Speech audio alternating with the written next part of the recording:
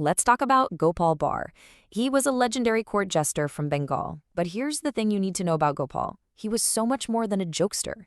He was, and this is no exaggeration, a master problem solver, a guy who could untangle the craziest messes with a kind of logic that was just startlingly simple. Today, we're going to look at two of his most famous cases. And believe me, they hold some timeless wisdom for figuring out problems, whether they're big or small. So let me start with a question that just sounds wrong. What if 2 plus 3 equals 6?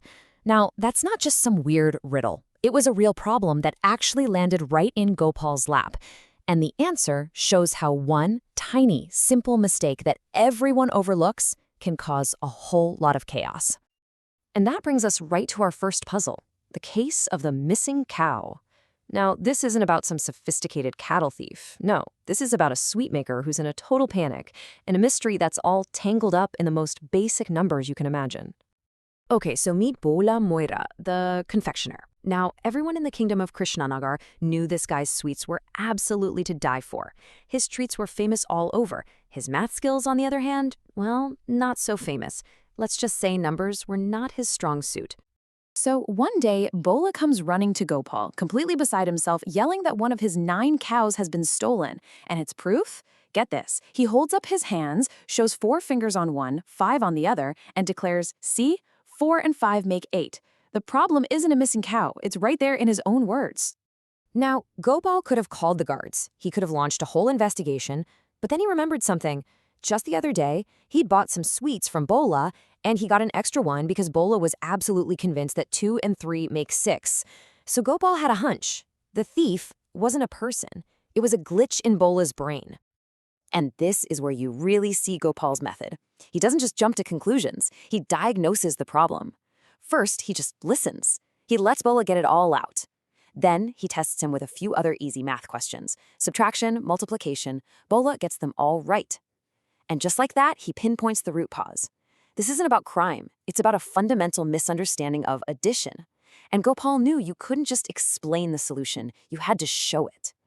And the solution is just pure, simple genius. He takes Bola to his cowshed. He doesn't lecture him on arithmetic. He just points and counts out loud, one by one. 1, 2, 3, 4, 5, 6, 7, 8, 9.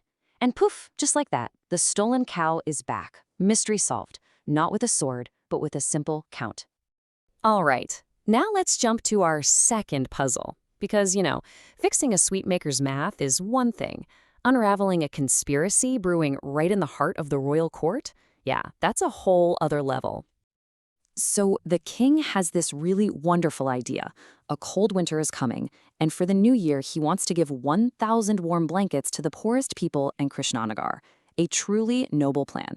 And who does he put in charge of this massive, very important project? Gopal Bhar, of course. But this good deed immediately creates a big problem. The king's own minister is just consumed with jealousy. And right away, you have this classic conflict. On one side, you've got Gopal, who just wants to help people. And on the other, you have the minister, driven by pure greed and a desperate need to see Gopal fail, and fail publicly. And the minister, he doesn't waste a second. He cooks up a plan to steal the entire shipment of blankets. He lines up a buyer, he sets the date for the robbery on New Year's Eve, and gets his thugs ready to strike. But he makes one huge, arrogant mistake. He completely underestimates who might be listening in. You see, this was Gopal's secret weapon. Not guards, not soldiers, but the local kids. He called them his monkey army. And it was brilliant. They could run around, play their games, and nobody would ever suspect they were actually gathering information. They heard the minister's whole plot and ran back to tell Gopal every last detail. So the night of the heist arrives. The carts, supposedly filled with blankets, are rolling down this dark, empty road. And suddenly, the minister's thugs jump out of the shadows, swords drawn, ready to claim their prize. For a second, it really looks like the minister's plan is going off without a hitch. But this is where Gopal's genius for thinking ahead just shines through. Those carts weren't a target. They were a trap. When the thugs rip open the canvas, they don't find 1,000 blankets. They find Gopal's men, just sitting there, waiting for them. The ambushers just got ambushed. So the real question is, where were the actual blankets? Well, Gopal, anticipating every single move the minister would make, had gone to the weaver and picked up all 1,000 blankets a full day early. They were already safe and sound at his house while the decoy carts rolled straight into the trap. The minister's plot never even had a prayer. So, you have a simple math mistake on one hand and a complex court conspiracy on the other. What can we actually learn from Gopal's methods? What's the core of his wisdom that, honestly, feels so incredibly relevant even now? When you look at these two stories together, you start to see his playbook. It all kicks off with keen observation, seeing the little details everyone else misses. From there, he digs for the root cause instead of just freaking out about the symptoms. He uses the power of his community, and he is always thinking 2 steps ahead of everyone else. But I think the biggest lesson here is that real genius often lies in finding the simplest solution to the most complicated-looking problem.